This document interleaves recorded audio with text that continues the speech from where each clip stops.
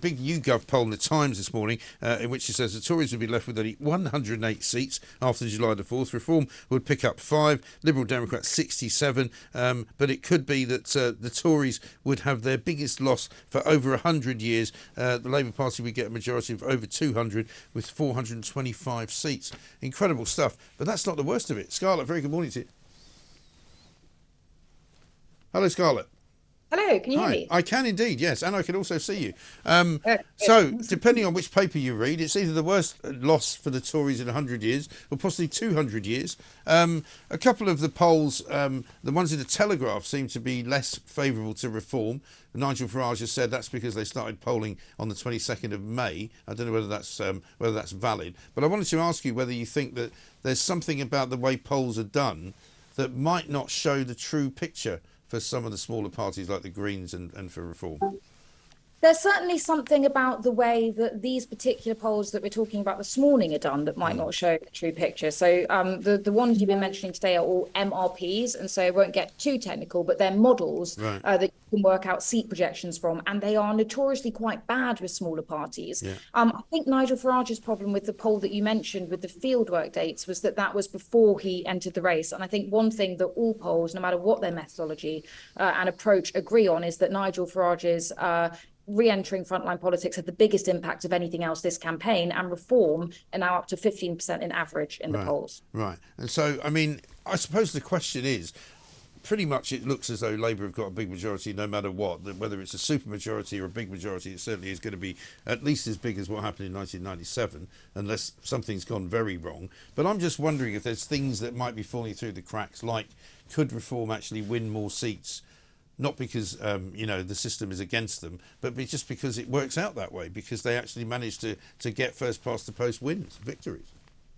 Reform, I think, is a big open question mark in terms of how many seats they will get. I think if they manage to push much higher in the opinion polls and recreate that on election day, then they could wake up on July the 4th with quite a few more seats, and also crucially cost the Conservatives a whole bunch more as well. I do think Nigel Farage will win Clacton. We've also, I think, one of the things that you can probably trust a little bit more than MRPs for these individual seat projections is the fact that there was an actual individual constituency poll in Clacton, which saw Nigel Farage sort of roaring home with the victory there. That one they will definitely get, and they may well get quite a few more. But I think their impact, regardless, is going to be massive, especially in terms of the damage that they do to the Conservative Party seat count. Yeah, and I mean, looking at the Conservative Party, I mean, I don't know if you've done any polling on, or looked at any polling on, post July the 4th. There's a lot of stories saying basically that they're all kind of throwing their toys out of the pram. Kemi Badenoch's likely to be the only one that emerges in any way, shape or form as a possible leader of whatever's left of the Tory party. An awful lot of polls saying that people like Penny Mordaunt won't win their seat. Rishi Sunak predicted possibly to lose his seat as well. Yeah, so the Rishi Sunak one, the way that it's actually sort of, even the poll, which had a very, very bad, sort of one of the worst seat outcomes for the Conservatives, still found Rishi Sunak's seat too close to call. So I think we can take that with a bit of pinch of salt. But Penny Mordaunt is definitely in trouble. Yeah. And in fact, remarkable, there are barely any leadership contenders which across these polls are consistently keeping their seats. Someone like Tom Tugendhat is shown to be keeping it in most, as is Priti Patel. But other ones look like they're in quite a bit of trouble. What about Angela Rayner? Because I've read stories that she's not got much. I think she's got less than 5,000 of a majority where she is, and it would be possible that she might be targeted by George Galloway's Workers' Party. Is she in some kind of peril?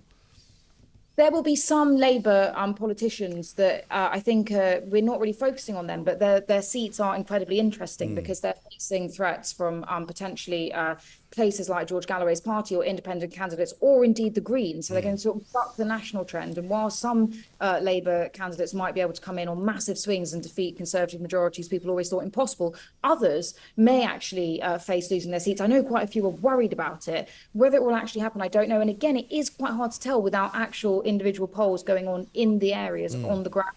But I can see why some of those people are a bit concerned. Yeah, and a lot of the polling is done really not necessarily on individual policies, is it? It's not done on individual kind of, party policy. Lord Ashcroft's written a piece in the Mail today saying, people are not really anti-Tory policy, they're just anti the party.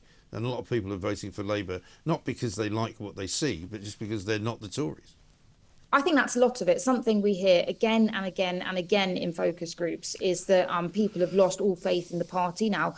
I think that's for quite a few different reasons. I think it's to do with the sort of rapid turnaround and turnover, rather, of prime ministers and party leaders. I think a lot of it is to do with Partygate. But I think most of it is actually to do with the functioning of the country. Something we hear over and over again is that voters think that Britain is broken, that nothing is working, and that they've had a stream of politicians over the last 14 years from the Conservative Party promising to deliver on things and failing to do so across the board. And that, I think, is going to be what does them the most damage. I think you then add to that Rishi Sunak has actually become very unpopular over his time in office. That was not that it was going to go that way when he first came in sort of 18 months ago.